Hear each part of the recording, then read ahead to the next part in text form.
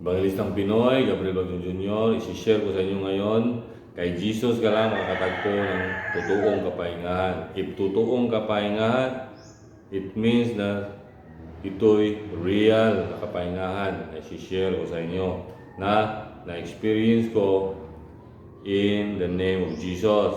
So, ito ma-apply nyo kagad to after nyo ma-watch tong video na to. Simple na maintindihan at ma-apply nyo kaagad. So, umpisahan na natin. Dito tayo sa Matthew chapter 11 verse 28 to 30. Sinabi ni Jesus, lumapit kayo sa akin, kayong lahat na nahihirapan at nabibigatang luba sa inyong pasanin at kayo bibigyan ko ng kapahingahan. Pasanin ninyo ang aking pamatok at sundin ninyo ang aking mga itinuturo. Sapagkat ako'y maamo at mapagkumbabang loob, matatagpuan ninyo sa akin ang kapahingahan. Sapagkat madaling dalhin ang aking pamatok at magaan ang pasaning ibinibigay ko sa inyo. Amen in the Word of God. Ito yung pinaka-first na verse na naaakit ako kay Jesus. Dahil burdens din ako dati na katulad ng mga tao na talagang kahit anong gawin natin sa mundong ito na iniisip natin na yung kapahingahan ay relax, tapos punta sa beach. Pero pag wala kang pera, hindi ka makapunta doon. Tapos hindi yun ang kapahingahan na nakahiga ka doon sa beach while nakapanood ka doon sa peaceful na environment. Pero deep inside your heart, grabe pa rin ka, trouble yung puso mo. Tapos pag parang ayaw mo na umuwi sa bahay, sabihin mo back to reality na naman, stressful life. Hindi yung totoong kapahingahan. Parang pinapakalma ka lang nun. Katulad sa mundo na pinapakalma ka lang. Ang totoong kapahingahan, kailangan may savior. Kasi once na lubog ka na sa mga problema, sa mga alalahanin, hindi ka nasusolve kung sasabihin ka lang kalma ka lang. Nung lumulubog ka na nun, yung iba hindi na kinakaya, nagbibigti, umiinom. Pero after nun, pangpakalma lang yun, babalik na naman sa dati. Walang totoong kapahingahan. Pero pag si Jesus ang magbibigay sa iyo ng kapahingahan, talagang merong totoong kapahingahan na ma-experience mo, na ma-compare mo sa buhay mo dati na, sus, paano na kaya Lord kung hindi kita nakilala? So ano bang verses na naging powerful ito? Sinabi ni Jesus, lumapit kayo sa akin, kayong lahat na nahihirapan at nabibigatang luba sa inyong pasanin, at kayo bibigyan ko ng kapahingahan. This is a powerful promise of Jesus. Lumapit. Paano ba tayo lumapit kay Jesus? Yung mag-sign of the cross lang? Yung magdasal lang? Ang paglapit kay Jesus ay merong malalayo sa iyo. Malalayo sa iyo yung makamundo, malalayo sa iyo yung mga kasalanan, malalayo sa iyo yung mga addiction sa mundong ito pag lumapit ka sa totoo kay Jesus. So, pag lumapit ka sa Kanya, saan ako lalapit? Si Jesus ang salita na naging tao. Kaya, hindi pwedeng lalapit ka kay Jesus na wala kang Biblia, wala kang salita ng Diyos. Doon ka lalapit sa mga salita ni Jesus, sa mga pinapromise ni Jesus. Yun ang paglapit kay Jesus. Anong mangyayari sa iyo pag lumapit ka kay Jesus? Sabi ni Jesus, verse 29, pasanin ninyo, hindi sinasabing wala ka nang papasanin. Pasanin ninyo ang aking pamatok at sundin ninyo ang aking mga itinuturo, sapagkat ako'y maamo at mapagkumbabang loob. Matatagpuan ninyo sa akin ang kapahingahan. Pasanin ninyo ang pamatok ni Jesus. Yung pamatok na pasanin ninyo kay Jesus, yung pag-preach ng gospel sa tulad nito. At sundin ninyo ang itinuturo, yung mga sinasabi ni Jesus. Kung ano sinasabi niya sa salita ng Diyos. First, katulad ng Sabihin mo, kailangan ko lang. Meron akong kasama sa trabaho ko na, ito yung totoo na nasa isip ko na hindi ko na lang pansinin siya. Kasi kailangan ko ng peace. Hindi ko na i-grip kasi ayoko sa kanya eh. O yun ang magbibigay sa akin ng peace. Yung susundin mo yung tinuturo ni Jesus, pero sinasabi ni Jesus, kung yung mga binabati mo ay yung bumabati lang sa'yo, anong magiging reward mo? Anong magiging pagsabihan na naiiba ka sa lahat? Hindi, i-ignore ko yun. Hindi mo sinusunod yung sinasabi ni Jesus, hindi mo alam na yung hatred na mumuuna. Hindi mo papansinin yan. Pero yung hatred na mumuuna, alam mo ba kung paano mo gagawin yung labanan mo yun? Ginigrade ko yung mga taong hindi nag-grade sa akin.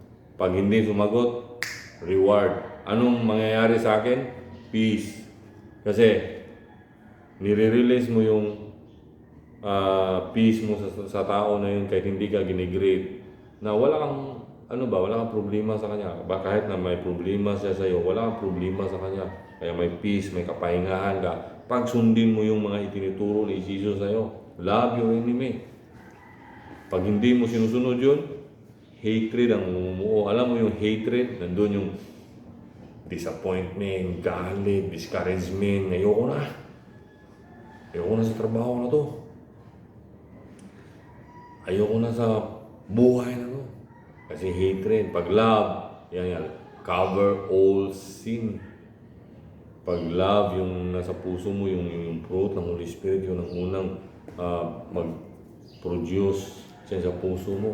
Cover lahat. Sus, mas mahal ko talaga itong asawa ko, yung anak ko, instead na magalit ka dahil mayroong mga weakness. Pero pag yung love na yung ni Jesus, maiisip mo na ako din dati, ganito ako, kailangan ko intindihin. Yung may nagsasabi na kailangan palo ka agad pag nagkasala yung anak mo, ganun. Hindi naman masama yun kasi biblical yun. Pero ako, nung tinuturuan ako ni Jesus kung paano bago, hindi naman ako pinalo eh. Hindi pinakita ni Jesus yung pag-ibig, kung paano dinala doon sa tama sa salita niya. Lagi akong pinapagalitan pero hindi ko na feeling lagi akong pinapalo sa puwit. Hindi, lagi lang akong sinisirmuna ni Jesus doon sa salita niya na ito yung gawin mo. Okay? So, ang sabi ni Jesus, pag sundin siya, kasi bakit siya kailangan sundin? Dahil sabi ni Jesus, ako'y maamo at mapagkumbabang loob. Matagpuan ninyo sa akin ang kapahingahan. Yun ang sinasabi ko sa inyo. Yung tinuturo ni Jesus, hindi yung laging binubulyawan ka ba? Meron siyang mapagkumbabang loob. At siya'y maamo, gentle ba magsalita? Sabihin niya, uy, anak, lagi yung sinasabi sa inyo, hindi to yung ibang gentle boy si Jesus lagi ba, huwag mo nang gawin yan, ito yung gawin mo to, ito yung sundin mo, yung sinasabi ko dito. Kaya may kapahingahan ka talaga kasi hindi ka frustrated ba. Yung lagi nagkukundin sa iyo, devil yun. Uy, hindi ka nakarapat-dapat sa Diyos kasi masama ka, nagkasala ka. Yun ang condemnation ng devil. Hindi ganyan ang voice ni Jesus. Gentle yung voice ni Jesus through the Holy Spirit. Kasi lahat ng sasabihin ni Jesus, dadaan lahat sa Holy Spirit. So, may kapahingahan ka pag sundin mo yung mga itinuturo ni Jesus. Verse 30, sapagkat madaling dalhin ang aking pamatok at magaan ang pasaning binibigay ko sa inyo. Very true. Magaan yung pamatok ni Jesus kasi nakakaano ka lang eh. Yung pinasan mo, nandun si Jesus, nauuna si Jesus, matangkad si Jesus sa'yo. Sumusunod ka dun sa cross. Yung cross, yun ang finished work ni Jesus. Pinasa na lahat ni Jesus yung lahat ng burdens natin dun sa cross. Although salvation and soul, pinaka-importante, pero paano ka ba ma-encourage? Paano ba yung hope mo? Pag yung buhay mo ay punong-puno talaga ng hindi magandang araw lagi ba, yung sumbra ka sa problema, hindi ka lumapit kay Jesus. Sabihin ko sa inyo, sabihin mo marami kang pera o maganda yung buhay mo, maganda, hindi. By faith, tumigil na ako sa pagbabarko. Tapos, yung asawa ko na lang yung inasahan namin ngayon. By faith, biruin mo yung babayarin mo sa ngayon na buwan. Sabi ko, Lord, by faith, kailangan, yung ano ba, relax ba? Sabi ni Jesus, ba't hindi ka makapag-rest? Kasi sinusunod ko yung mga sinasabi ni Jesus. Sabi ni Jesus, pag hindi mo madugtungan yung buhay mo na isang oras sa worries ba, yung pag-alala, ba't ka pa mag-alala? Sabi mo, ba't ako mag-alala? Totoo yung Diyos, totoo si Jesus. Kaya may kapahingahan ka pag lumapit ka kay Jesus. Maraming verse na nagsasabi si Jesus na masatisfied ka pag lumapit ka. Dito tayo sa Juan chapter 5 verse 40. Sinabi ni Jesus, ngunit ayaw naman ninyong lumapit sa akin upang kayo'y magkaroon ng buhay. Ayaw ninyong lumapit sa akin para magkaroon nyo ng buhay. Ba't ayaw ninyong lumapit kay Jesus? Kailangan nyo talaga ng sariling effort, sariling diskarte, sariling strength. Sabi ni Jesus, ulitin ko ha. Kasi, parang ano ni Jesus ba? Parang, ba't ulitin natin, ngunit ayaw naman ninyong lumapit sa akin upang kayo magkaroon ng buhay. Tapos puro kayo reklamo sa buhay. Ba't yung buhay ko, Lord, hindi maganda? Kaya ayaw ninyong lumapit eh. Lumapit kayo dun sa alak, sa bisyo, addiction sa mundo, o sa mga Diyos. Kanino kayo lumapit? Tapos burdens kayo. Sabihin nyo, tama yung faith nyo. Tapos burdens kayo, hindi.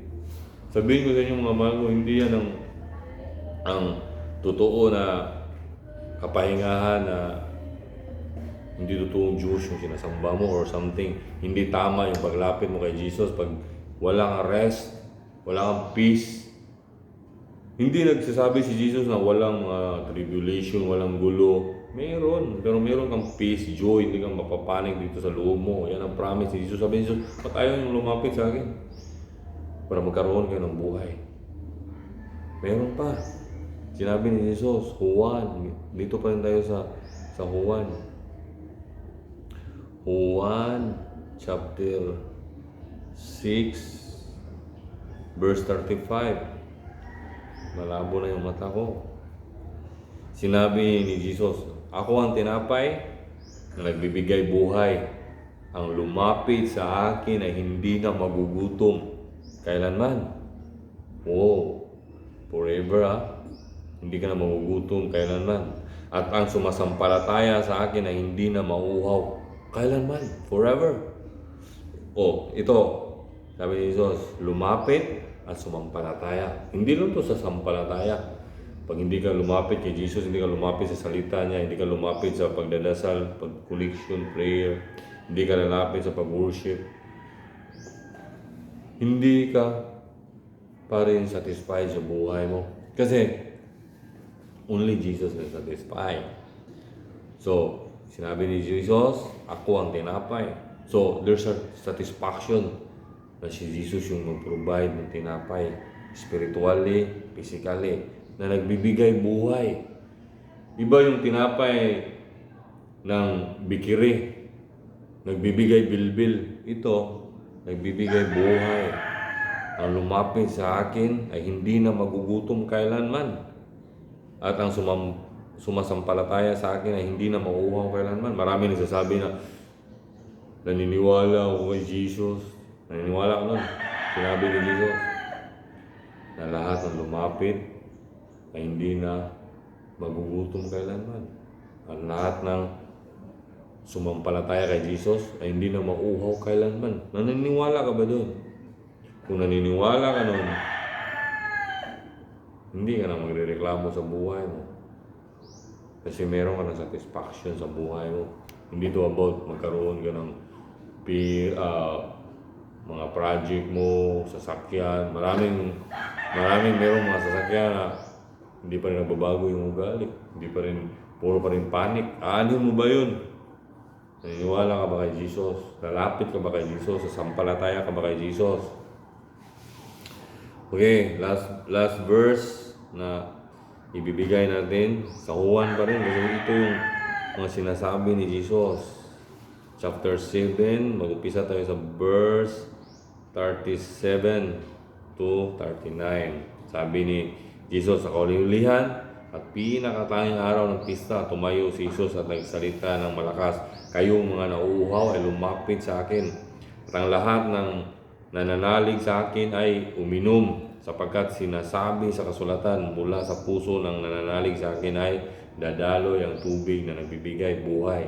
Ang tinutukoy niya ay ang Espiritong tatanggapin ng mga sumasampalataya sa Kanya, sapagkat hindi pa napagkaloob noon ang Espiritu dahil si Jesus ay hindi pa muling nabuhay at niluwalhati. Lumapit na naman lahat na uuhaw at mananalig at patatanggap mo yung Espiritu Santo na sinasabi ni Jesus dito na dadaloy ang tubig na nagbibigay buhay. Always Jesus is life.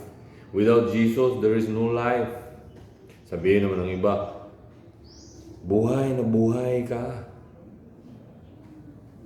Ano bang buhay mo? Buhay na buhay ka. Sa panunood ng mga malalaswa, buhay na buhay ka sa... Palagay lang natin kahit sport-minded ka pa, pero patay na patay ka. Yung buhay mo after pag nasa pamilya ka na, sa totoong battle ka na, wala kang buhay. Para kang hopeless palagi. Paanin mo ba yung sikat ka ba? Tapos pagdating mo sa buhay, ay, hindi kami magkasundo ng mahal ko. Paano aanin mo ba yun?